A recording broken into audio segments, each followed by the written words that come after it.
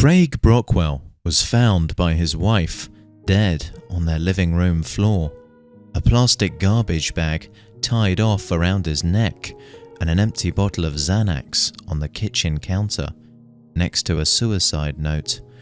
My initial external examination of the body revealed no indications of a physical altercation with another person.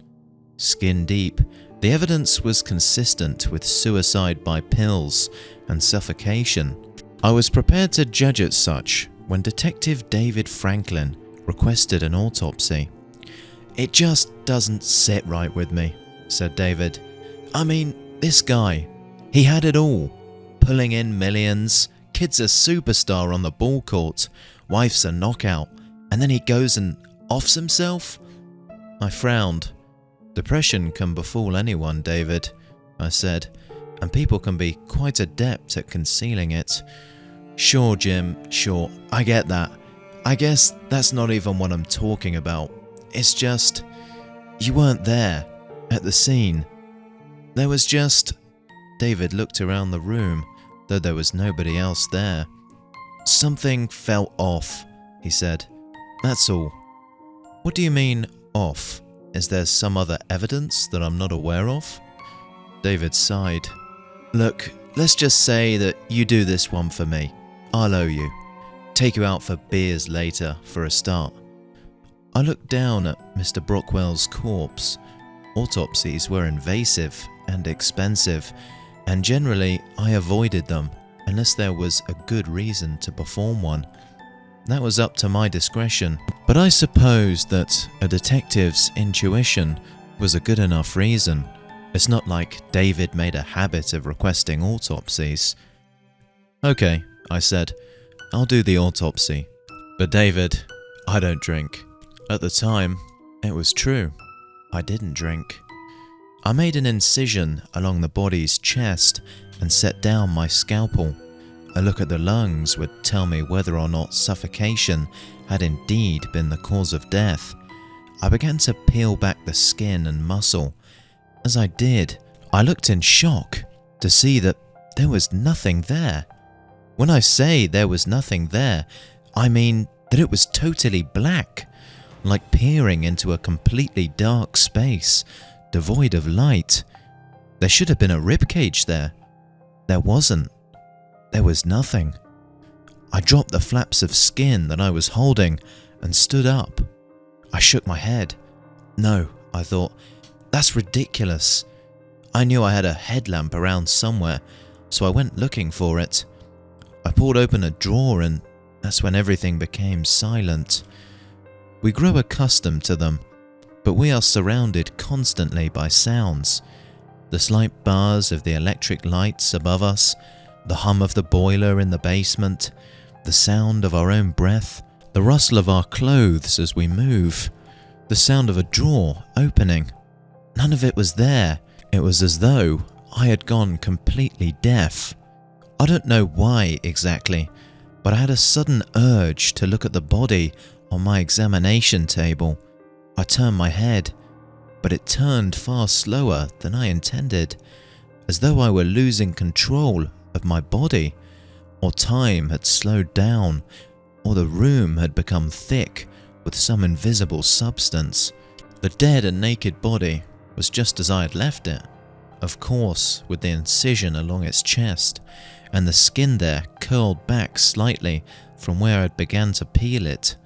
All at once, a rush of sound returned to my ears, and my movements resumed their typical speed. I shook my head once again and turned back to the drawer. I found the headlamp, strapped it to my head, and went back to the body. I flipped on the light, opened the skin up again, and gazed into utter darkness. There was nothing there. The darkness consumed the light from the headlamp. It seemed endless. I steadied myself and tore the skin back further. Instead of the ribcage and bits of tissue, there was only the nothingness. I tentatively stuck a finger into it. As soon as I did, the silence returned and everything slowed down again. My finger felt incredibly cold, like touching dry ice. I withdrew it as quickly as I could, which was not very quickly at all. It was like coming out of quicksand, but once I was out, the expected pace of reality fell back into place. I jumped back and picked up my scalpel. I made a deep slice along the right thigh and pulled up the skin. More nothingness. I repeated the procedure on the left thigh to the same result. My hands were shaking and my mind was in blank shock. My mind was as empty as the body in front of me. Nothing could explain this. I walked around to the head and made a cut around the circumference of the crown. I peeled the flesh away, and there was nothing. As I stared into it, I froze. I stood, holding the severed scalp, staring into the nothingness, unable to do anything else. I don't know how long I was in that state, but the sound of David's voice snapped me out of it sometime later. "How's it going down here, Jim?" I dropped the piece of dead flesh and hair that I had been holding and turned to look at David. "This is very bizarre. I have never seen anything like this. I can't explain it." "And how's that?" asked David. I pointed to the body. "Just look," I said. David walked across the room and peered into the darkness. "What the fuck?" he whispered. "I don't know," I said. "I don't know." David started reaching inside the head. "I wouldn't do that," I cautioned. He ignored me and kept reaching. Then his hand was inside the head. He froze suddenly, except for his eyelids, which opened wide in shock. "David?" I said. "Pull your hand out now." David's eyes got even wider. He was trying to say something, but his lips wouldn't open. It came out muffled, but I had no doubt he was trying to say, "Help."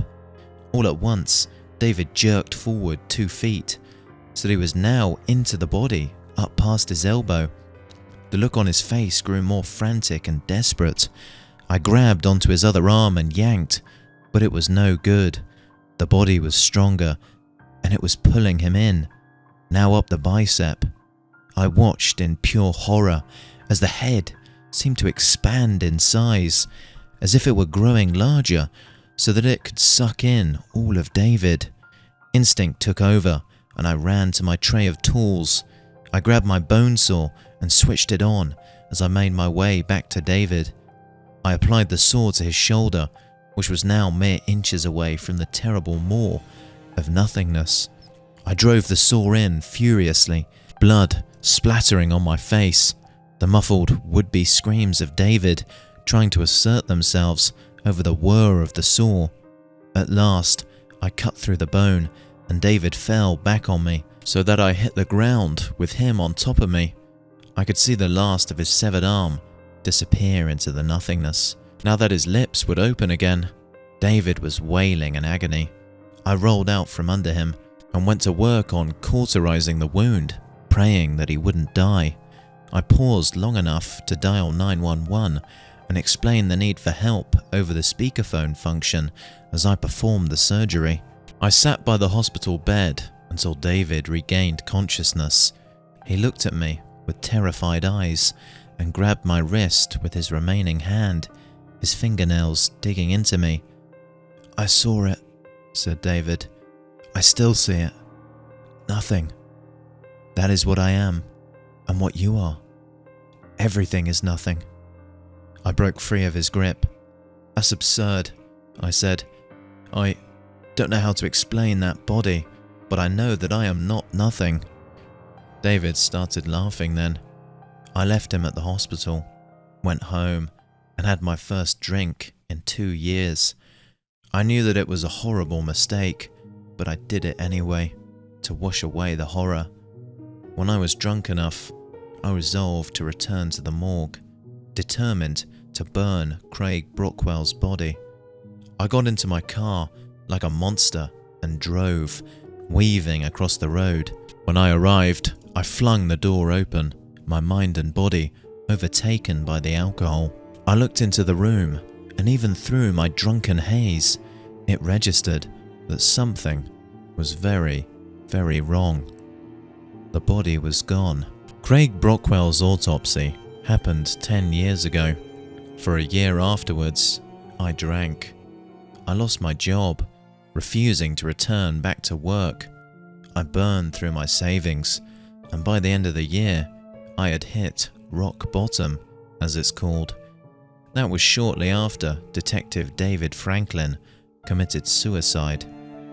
Now I have my life back together.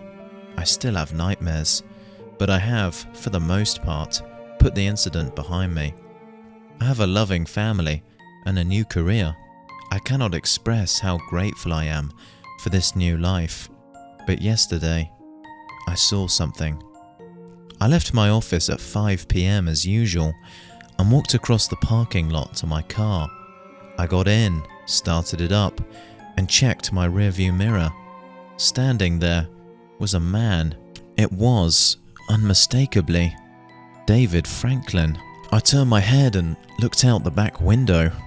He was still there. He opened his mouth and there inside was endless darkness.